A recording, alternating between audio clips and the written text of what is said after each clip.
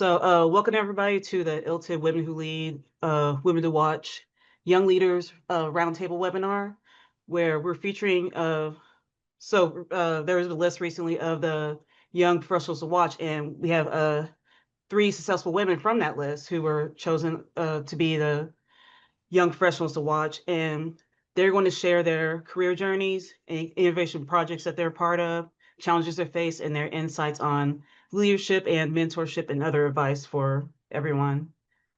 I'll go ahead and start. My name is Latoya Deese Richardson. I'm actually be the one moderating the webinar.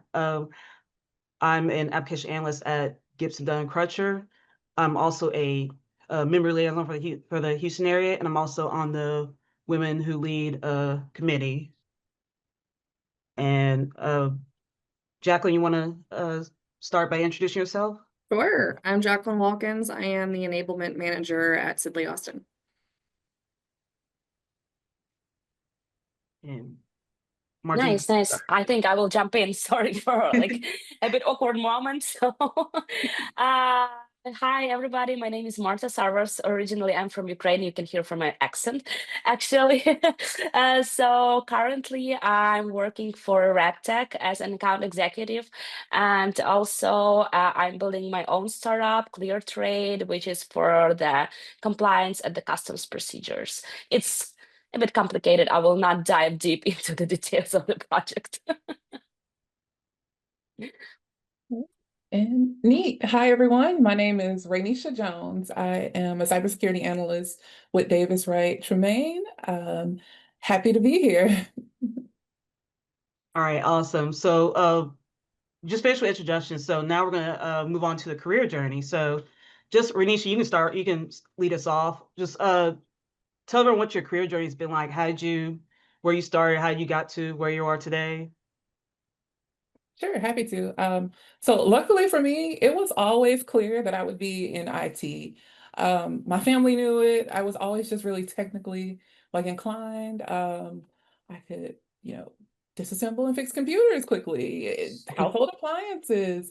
Fun fact, it was 100% sure that I would go this route when we had this old school computer at home. I was playing The Sims actually, and Me too.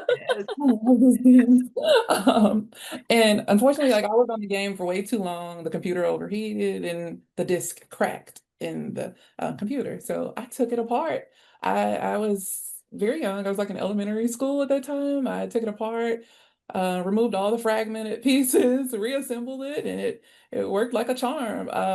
And at that point, it was yeah, she's the techie one. But currently in my journey, my goal is to keep the firm safe. I take proactive measures to prevent cyber threats, reducing risk, and I also do a little bit of pen testing and ethical hacking or adversary simulations where we mimic the behaviors of malicious actors and in efforts to build out remediations and mitigations so that the IT teams and security teams can get ahead of the threat actor.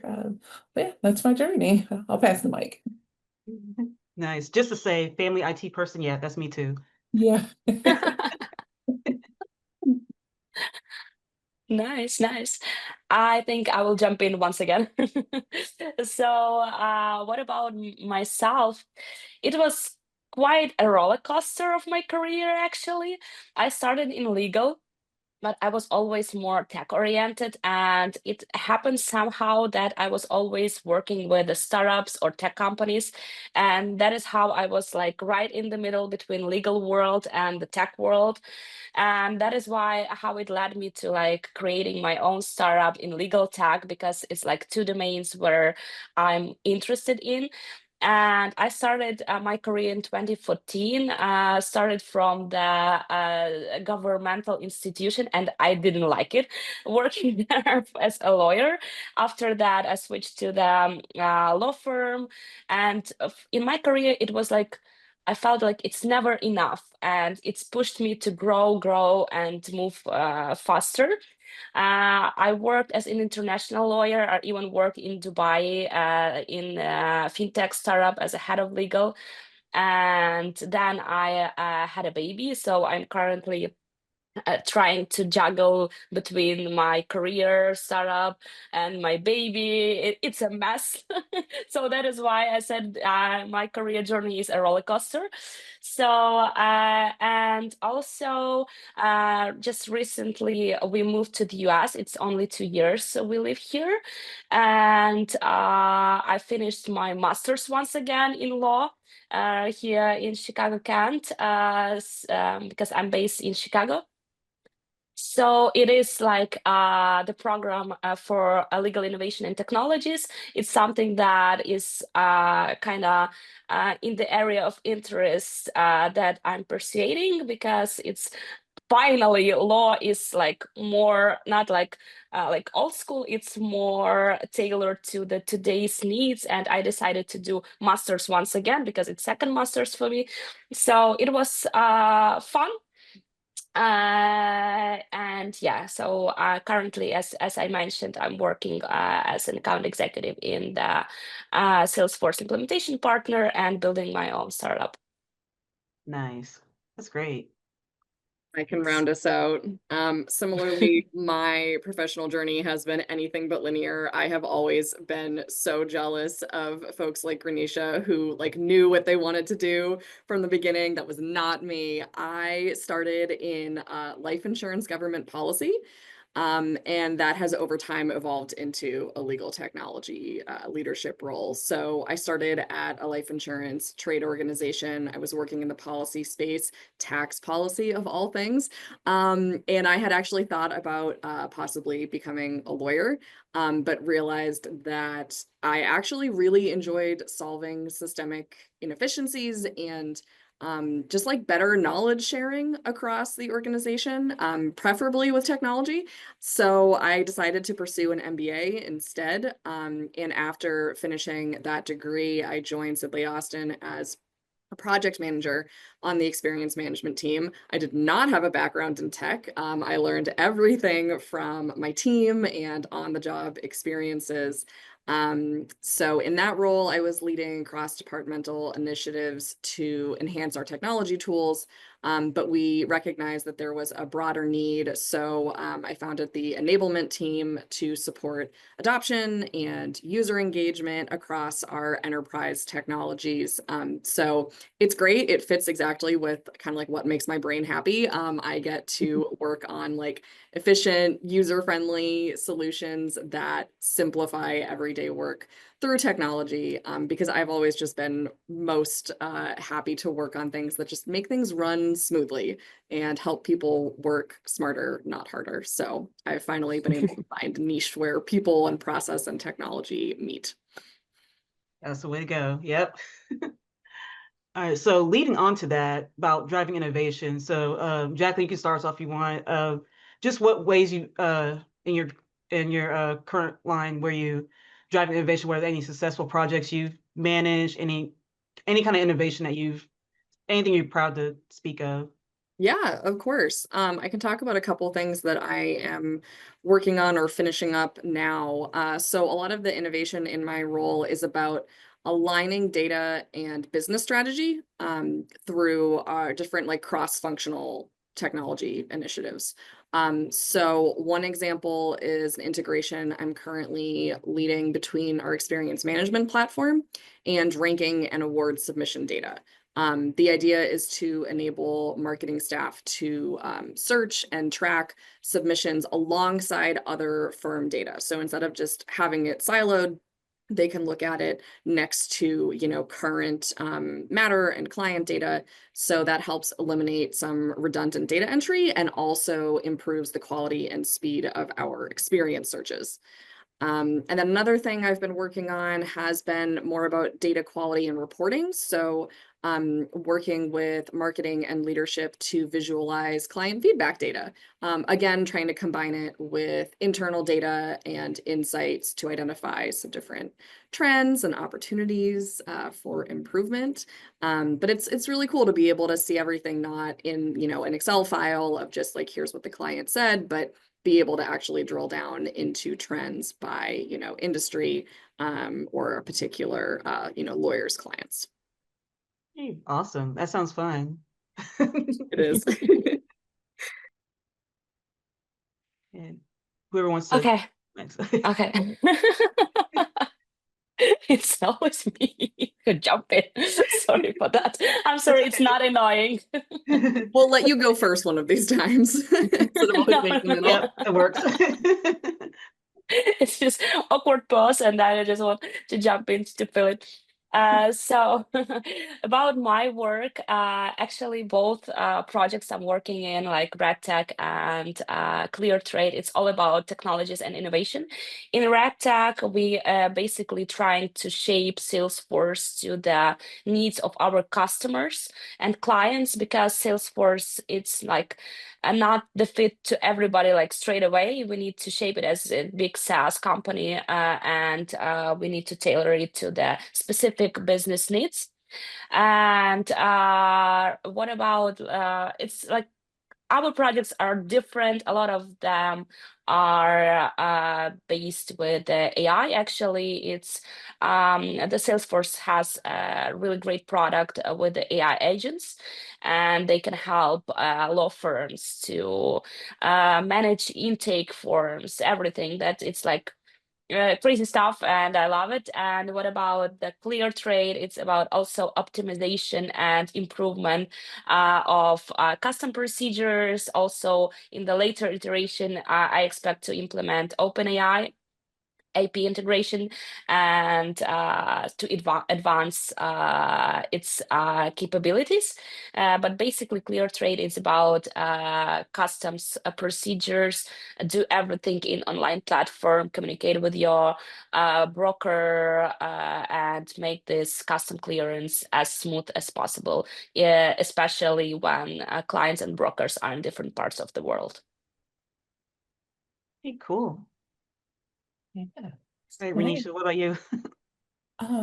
This makes me think of a very recent project that I led, where we were working to prevent misdirected emails or inadvertent data loss, using AI, and it was a really neat project. I got a chance to work cross collaboratively with other teams in our other IT teams in our firm to create a tool that not only detects um, incidents of data loss by accidental email sending activity, but also educates the user as well. It says, hey, this is happening. Did you intend to do that? And so far, we've seen some really incredible gains from the implementation of the tool. It's been pretty exciting. It's been widely received by the users here at the firm, and I'm pretty proud of the risk that we've reduced and the client data that we've protected. Another project that comes to mind that's in the making is just a project where we focus more on the adversary. I work in cybersecurity. We're always talking about protecting people, protecting data, but I really want to get into the mind of the adversary. So I'm working cross collaboratively with other legal tech professionals from firms all over to just really focus in on that effort and think about get into the shoes and walk the walk of the adversary for legal tech. So those are two of the more recent projects that just really come to mind. That's great. Yeah. Nice. Nice. Oh, by the way, side note, if you have any questions, please, those in the audience who have questions, please feel free to, add in the chat or any comments you have. It's a little quiet so far. Uh, so I do have a side note I wanted to share with the other participants. I love the fact, one common thread that I noticed hearing your stories were that we all had an interest in legal. If the tech thing didn't work for me, as a little girl, I was like, I think I might be a lawyer. I think I could do well at representing people, but I just wanted to bring it up, that common thread, the interest in legal law and how that just shaped our journey. So I just wanted to call that out. It is no, funny. Yeah, definitely. yeah. I can understand, because I never can decide whom I will be, a lawyer or a tech person. So I'm still like in between. It just It's goes to hard to show how decide. many different like career options there are in legal. Like when you're a kid, you're just like, oh yeah, you're a lawyer. But it's like, no, law firms are actually made up of so many different roles and just the legal True. space as a whole. That's true. Absolutely. Yep. So from there, we're gonna shift gears to just any challenges you faced throughout your career. And Marta, you can actually start us off this time. Just throughout your career journey, any challenges you face, whether it's bias, having to advocate for yourself, even work-life balance, whatever Oh, challenges you share with everyone. yeah, my favorite topic. So what can I say? Actually, it happened to me in previous when there was like I noticed like that there is inequality between men and women, and for me it was like easy to just to be like the same between men, but it was not like straight away, and I hate it because they do not perceive you equally just when they see you. It's you need to prove that you worth this communication, and I hate it because like I noticed like through my career it was very often that in like the highest level of the law firm or in a company, I'm the one woman between men, and it is not because like I'm so unique, it's because it's hard to be to get there because they do not perceive you equally as like men perceive each other, and sometimes they think that you are weaker, or maybe you are like you're a future mom and you will not deliver the same quality as like men can do. But I hate it, and I notice it through my career that it's like this inequality is still there, and people do not talk that much about that. No, definitely. That actually reminds me of had got previously passed for opportunity to travel because of having kids, and it's like, I mean, ask me. I'd still like that, same opportunity. So yeah, that part I totally get. And to Jacqueline, what about you? Oh, sorry, Brace. No, no, go ahead. Go ahead. just to follow up on that, it's one of those unfortunate things that I wish could just magic wand make go away. But something that's like really worked for me in the face of all adversity is just having this unrelenting, unwavering sense of self-belief. And it's founded on this idea or this acceptance that if I make mistakes, I'm going to fail forward.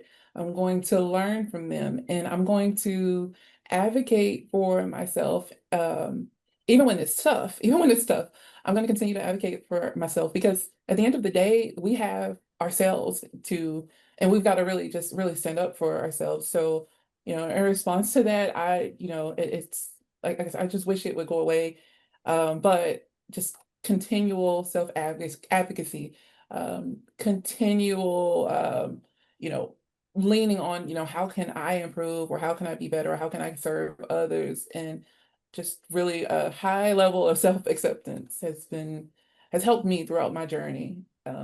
No matter the scenario, circumstances, or environment, it's just really carried me through. Yeah, okay, if I can say the word self-advocacy is definitely a key factor.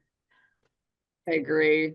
Um, I'm grateful I haven't encountered any like overt bias, but often the challenges are more subtle but persistent. So just like being overlooked or dismissed or deprioritized.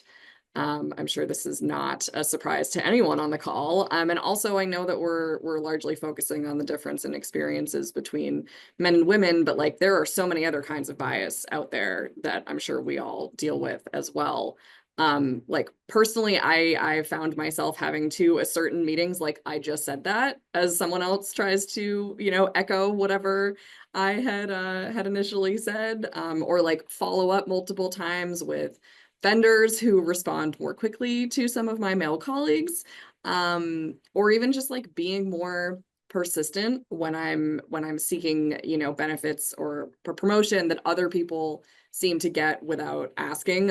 One of the stories that I had shared before in our prep meeting was I had a colleague who he had previously been at my level and had just recently gotten promoted, very much deserved. And so I went and asked him, hey, what, you know, steps did you take to get promoted? And he'd also gotten an office out of it. We had previously both been in cubicles.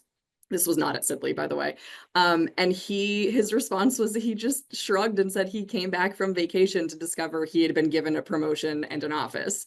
Whereas at the same time, I was actively petitioning leadership for like the same opportunities, and I was getting a lot of pushback for it. So it was just a reminder that not everyone gets to progress through their career path equally, and you do have to advocate for yourself. And as I'm a manager now, that is something that I am constantly trying to think of for my team. Like, how do we navigate work-life boundaries? We all go through major life events, and those definitely come before work. So like, how do you enable people to thrive professionally while still being able to step back for other, you know, obligations when you need to? And how can I best advocate for my team as they're going through that? That's for me, that's a mental struggle as well with that work-life balance. But I have to say, I need to be in a position to go on vacation, come back and get promotion, because that's crazy. Right? Like, he deserved it, but like, I want that. Yeah, that's just unfortunate. One of the challenges. That's wow. Yeah. Yeah. Actually, Beverly, looks like you have a question, comment. You're on mute.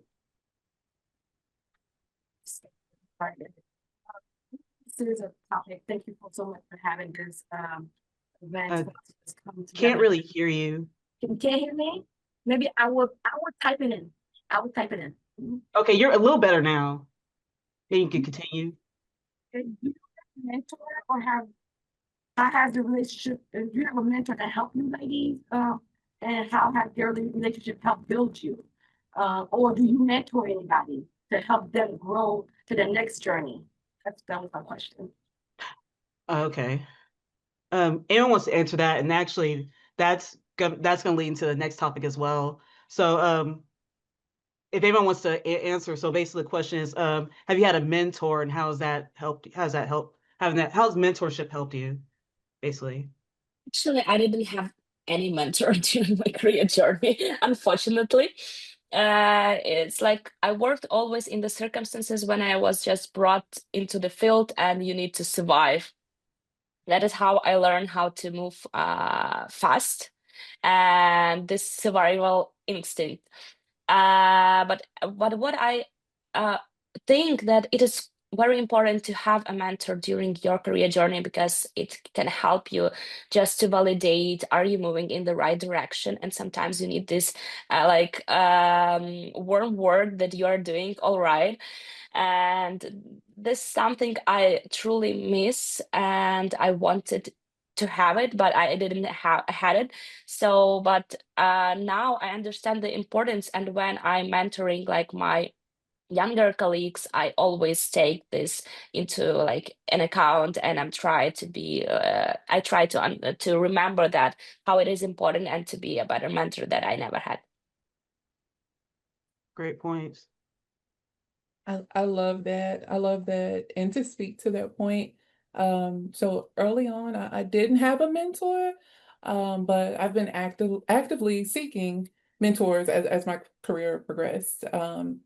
And in that mentor, and I've also made sure that I too was mentoring others, because you don't have to be the top of the pyramid to be influential and to make an impact in someone else's life.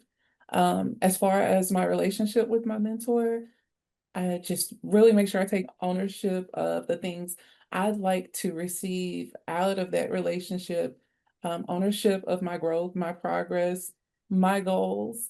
And then also, one of my core principles is servant leadership. So, although I'm grateful for my mentor, I'm actively looking for ways that I could enrich your life, your career. I want it to be like a win-win, you know, like a two-way street. So that's been beneficial for me as far as receiving mentorship. What has probably been the most rewarding has been being a mentor to others, pouring into the life of others. In the past, I was an IT manager for a private school, and it was an all-boys private school in my old hometown. And I saw so much potential in the students, and I just wanted to encourage. I've always known I would work in tech, but one of my goals later in life was to teach technology. So I wanted to do more to encourage more people to consider IT careers. From that, I wrote a class, I launched an apprenticeship, and there are students that I've worked with who have graduated and gone off to college that I still speak with on their career path, on their career journeys. So I would say that's been the most rewarding part. And I too have learned from them. So my advice for anyone that's considering mentorship, definitely seek it out, take ownership, and look for ways to serve, to give back. You don't know what your story could do for someone else. So share your stories, and always reach back. That you explicitly made teaching part of your career goals as well. That's awesome. Mhm. Um, I have had mentors. I have mentored. I've done everything from like like a formal mentor program to like a peer-to-peer one, and then just informal stuff as well. And usually I've had really great female managers who have mentored me throughout my journey. But I think the thing that I can add here that we haven't already covered is also the importance of advocates. Like that may or may not be the same person as your mentor, but someone who requests you for projects, who puts you up for promotions, who suggests you for speaking opportunities. Like all of these things are also very helpful for your career journey if there's someone who is willing to play, one or both roles for you. Right. And actually, for me, similarly, when I was early in my career, I wasn't seeking mentors. I was just like, whatever, I'll do this on my own. Well, then later I found out having a mentor, or even a mentor directly, or having just people on your side, like advocating for you, it really helps, and it's inspiring going through your journey, and also having that opportunity to give back as well. Those definitely great opportunities. And so, yeah, that leads to the next part, which you've all already kind of sort of answered about leadership. Something you want from leadership, you kind of answered that with mentorship. So if there's anything you want to add, and Jacqueline, I know you're manager too, so if you have any insights into that as well? Yeah, I can definitely talk about that a little bit. Mentorship is something I certainly look for from leadership and also try to provide as a leader. I think the other things that I would point out are like transparency and empowerment. I want to hear what's going on in the organization, what's on my supervisor's plate, and be empowered myself to contribute to those end goals. Because honestly, a lot of the projects I work on these days, like, don't technically fit in my job description. It's just that they've been great stretch assignments. So I get added to them. And I have had the benefit of great mentors and advocates who put me on those things. And that's inspired my own approach to management, where I try to lead with empathy and integrity. So being approachable and honest and supportive, but also encourage my team to take ownership of their projects and make independent decisions, and learn from experience. So that's my approach. Yeah, transparency, especially just being just like upfront. I totally agree. I also say, Martha or Renisha, you want to add something to that? No, no, no. I just wanted to add that I agree 100% with Jacqueline that transparency is very crucial to kind of understand what is going on and validate the reality. So, yeah, it's very important. Hmm. Yeah, And just remember that it's not always true that somebody thinks the same way as you think. So you should be like very detailed and specific to the person you're delivering the task, and in like explaining the task. So I think it's something that as a leader, leaders we should like take into account, because sometimes when we are teaching or mentoring somebody, we just need to be kind of acknowledged of that every person perceives information differently, and just we need to make sure that that receive a response that person get it. Absolutely.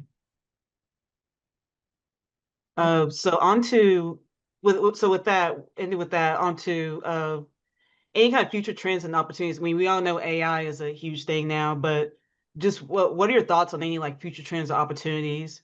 Like any in addition to that, just other opportunities that, you know, as young professionals, what we can how we can contribute. I Whoever wants. think that today's world is all about AI agents. So like only AI is just like yesterday, and AI agents it's like the future. And I believe that we will notice like the constant growth and improvement of these AI agents and what they can actually deliver. And even the Salesforce, they like introduce their agent force. It's like you can have your own AI team inside of your processes. It's still not such efficient as they pitch it, but still I see a potential, and it will grow really fast. And this is like the future of tech, I believe, like in that domain. Yeah. Anyone want to add? Oh, Renisha, you can add. Yeah, you can go next. I was thinking the very same thing. We're seeing we are so lucky to be right here at the AI boom, right? Like this will be remembered in history. So there's so much opportunity to get in there to find your path and really just, carve out and not only a name for yourself, but opportunities for others in the AI world, particularly in cybersecurity. We're seeing AI being used not only by the defenders, but the attackers. They're using Yeah. it to craft their tools for targeted, sophisticated phishing, ransomware, malware. We're seeing it firsthand. And it's just, so we're also, as defenders, we're also using it to equip ourselves in the cyber warfare battle. So AI is really driving a lot of innovation and change. And then particularly in legal tech, I'll say since I've been volunteering with ILTA, um, I'm just amazed at all that we're doing, all that everyone's doing to really push the needle for legal tech. And I'm so excited to see how it's going to look in the next 5 years, 10 years. So there's tons of opportunity, tons of growth, tons of innovation happening here. So it's a really exciting time. Oh yeah, definitely. Especially with the new threats and everything coming up. Oh, yeah. Yeah. Yeah. I think with all of the changes that are happening, one of the opportunities that I see is a growing need for people who can bridge the gap between the technical changes and like the business strategy. So how do you, translate data into value for clients? How do you collaborate across an organization to, enhance the user experience or make data less siloed? Like there's so many human elements to the data and technology changes. And I've seen projects go really well when people come together around it, and I have seen them not do well when collaboration was ignored. So I think I'm excited to see how things progress with some more, thoughtful technology enablement. Yeah. I just realized we're down to the end. I did really enjoy this, learn all different perspectives. The last question is just any advice you have for other women. Everything, just taking into account everything you learned through your career journey. What's some piece of advice that you can give back? It could be one or two things, up to you. I can start on this one. I'll keep it short. Your career is rarely a ladder. For some folks it might be. Mine has definitely not been. I think Marta said roller coaster earlier. Zigzag. It's just, it's really all over the place, but that's what makes it kind of fun and meaningful. Don't be afraid to take detours or just like change course entirely, because that's where you learn a lot and you can find strength in your own voice and grow from, pushing past fear, even if you don't feel, ready for that next step. So, yeah, take things as they come and try to lift other people up with you as you climb. I just want to add that I 100% agree with you, Jacqueline. And just my biggest advice: don't be afraid. Don't be afraid to try, and stay true to your values and to yourself. Don't lose yourself during the journey. Very I true. love that. I love that. I recently heard or read somewhere that people only dream at the limit to what they have been exposed to. So, in other words, our dreams are crafted by the things that we see, the things that we encounter, the people that we see, the people that we encounter. That put a call to my heart to ensure that I show up in spaces and places my full authentic self.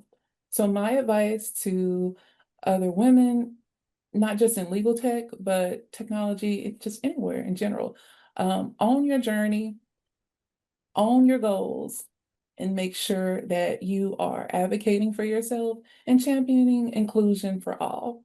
I think it's really, really important that we show up as our authentic selves. It's enriching not only for ourselves, but for others. And I think that with all the changes that we're seeing, the positive changes that we're seeing, we're just moving towards a brighter tech for everyone involved. Gosh, I'm here taking mental notes because everything you've said has just been just so true.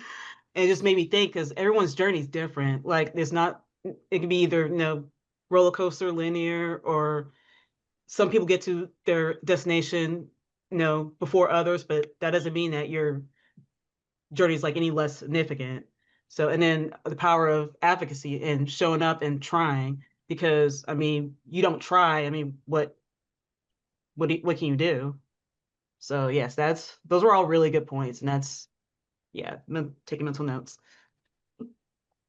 Sure. So with that being said, do you ladies have anything that you want to add? Any last words? Whoever's I don't think so. So I'm done talking. Sorry. no problem. Make see if okay. I'm just looking to see if anybody's. I don't see anything in the chat yet, but if anyone wants to unmute or anyone has any questions to share, then don't be shy. Hi, I'm Melanie Prevost, and I am a senior technology person. I just would like to commend you, the panel. Your insights are, they're so diverse, they're so inspiring. It really points to me that the younger professionals and the young generation, you're on the right track, and just really excited to see what you ladies are going to do because you've already done wonderful things. So I can only imagine what we're going to see in the years to come. Latoya, kudos to you for moderating this.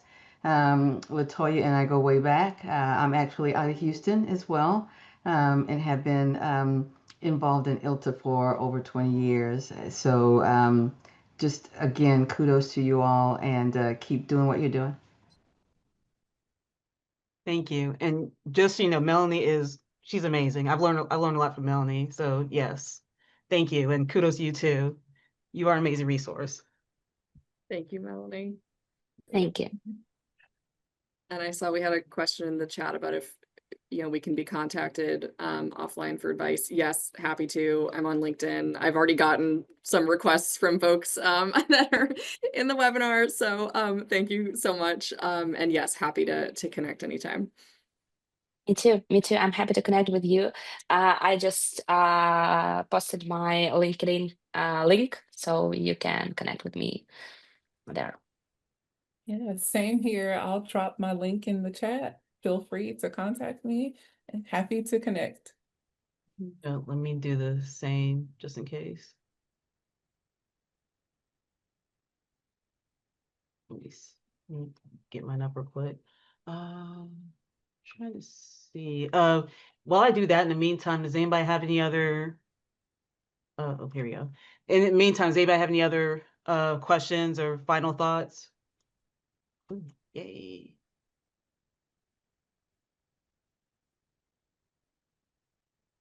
Very enlightening. Yes. I do agree, and I agree with the listening to just different points of view. It's always great listening, hearing the different points of view, because like I said, everyone's journey is different. So how we started and got to where we're at it's always great to hear and inspiring. Yeah, been Latoya, I just would love to point out something that Renisha said that I think was just really powerful. Um, and so it's worth repeating. Um, we all have issues where we doubt ourselves, and we speak a lot about imposter syndrome, but having that belief in yourself. I was telling my husband the other day. I ghostlight myself all the time, and it's a habit that I've been trying to break. But it's just admitting that you do that. Having that belief in yourself is so important because it removes roadblocks that sometimes we put in front of ourselves that we don't really even acknowledge and understand that. So don't limit yourselves. Like I said earlier, I can already see that you're forging ahead, but just keep that in mind. That self-belief is just vitally important. Agree. 100%. Yeah. So I want to give a virtual round of applause to Latoya for organizing and moderating. She's done great. She's made this really fun Thank for you. us all. So thank you. No problem, and thank you for agreeing to be part of the webinar. This was a lot of fun. It's my Of course. first time moderating a webinar, but I really enjoyed it. Did great. Yeah, great. Okay, so thank you. Thank you so much. You're welcome. If nobody else has anything, then I guess we could end this. We could go and end the webinar. So thank you again, everyone, for joining. Hope you had a great time and learned a lot and got a lot of great insight. Thank you, guys. Thank you, Latoya. Right. You're welcome. Bye, everyone. Bye. Bye. Have a good one. Bye. Bye.